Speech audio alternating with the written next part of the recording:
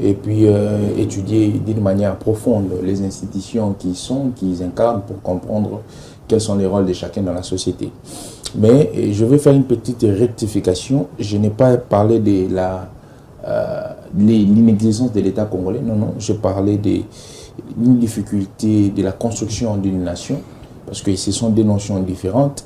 Mais je prête les mots de M. Eric Bisselo qui dit que j'ai mal défini le mot construction.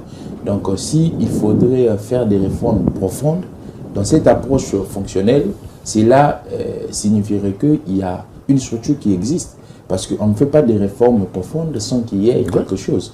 Donc, c'est pourquoi j'ai dit la nomination a péché, le nom a péché. Parce que lorsque vous dites refondation d'une nation, ça signifie qu'il faudrait au préalable qu'une nation existe. Alors, les nations n'existent pas encore. Nous sommes dans le processus de la construction d'une nation. Vous voulez refonder quelque chose qui n'existe pas. C'est pourquoi je vous dis bonnement, approchez-vous de monsieur Mukwege pour lui dire que ici, il faudrait retoucher. Peut-être vous pouvez compartir avec le concept État, parce que l'État congolais existe depuis 1960. Alors, je viens avec les propos et tout ce qui s'est dit ici. Oui.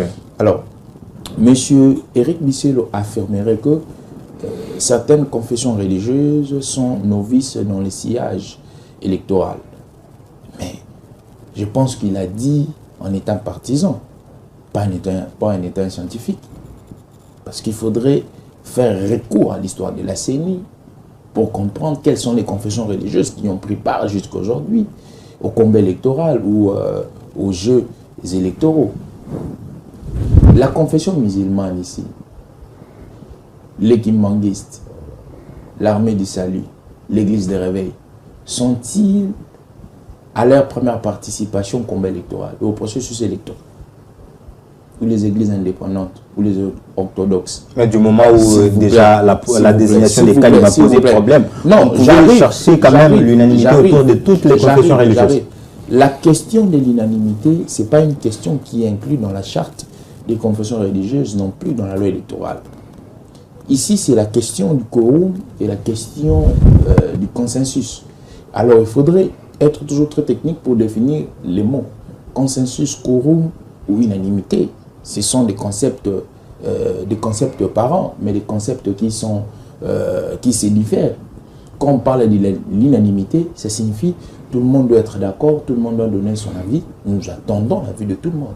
Mais quand on parle de consensus, c'est une majorité extrême des personnes qui sont dans l'auditoire pour qu'ils donnent un avis quelconque.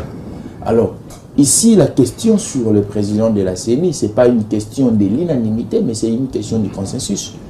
Nous partons dans cette logique-là. Nous avons eu 8 confessions, pas nous avons eu, mais nous avons 8 confessions religieuses. Dans les 8 confessions religieuses, il y a 2 confessions qui se sont abstenues. Chaque confession est équivalente à une seule voix. Ça signifie que l'Église catholique n'a pas une doublure, n'a pas 3, 4 ou 5 voix, mais il a une voix, comme les CC. Les autres confessions religieuses prennent part au vote et acceptent que M. Kadima soit porté comme président de la CENI. Est-ce que devons-nous se plier aux caprices de l'ECC ou de l'Église catholique?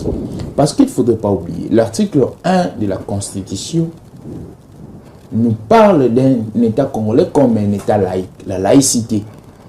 Lorsque nous prenons ou nous mettons en avant l'Église catholique, c'est une forme aussi de discrimination. Parce qu'ici, nous voulons faire voir aux autres que les autres confessions religieuses ne valent rien, que c'est l'Église catholique et l'ECC.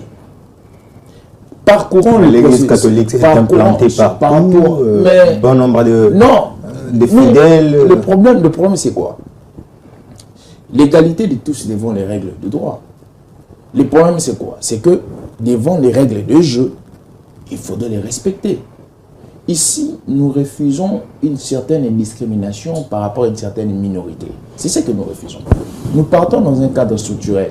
C'est qu'il y a l'ensemble des confessions religieuses qui se réunissent. Ils ont même une charte. Alors, que dit cette charte? Cette charte est comme une sorte de constitution minime qui conduit les confessions religieuses. Ça signifie que chaque confession religieuse a une voix. Aucune confession religieuse est au-dessus de l'autre. Donc il ne faudrait pas minimiser peut-être les orthodoxes au profit de l'Église catholique. J'ai dit non. Parcourant le processus électoral, vous allez comprendre que la plupart de ceux qui ont géré la CENI proviennent de l'Église catholique. Mais pourquoi, lorsque les autres doivent voter, pourquoi lorsqu'on doit élire un candidat qui ne plaît pas aux catholiques, il faudrait faire une théâtralisation? J'ai dit non. Je rentre dans le cadre du propos de M. Chollet. Je pense que M. Chollet se comporte, je l'ai toujours dit, il se comporte maintenant un politicien. Et j'aimerais dire qu'ils aillent au ministère de l'Intérieur pour que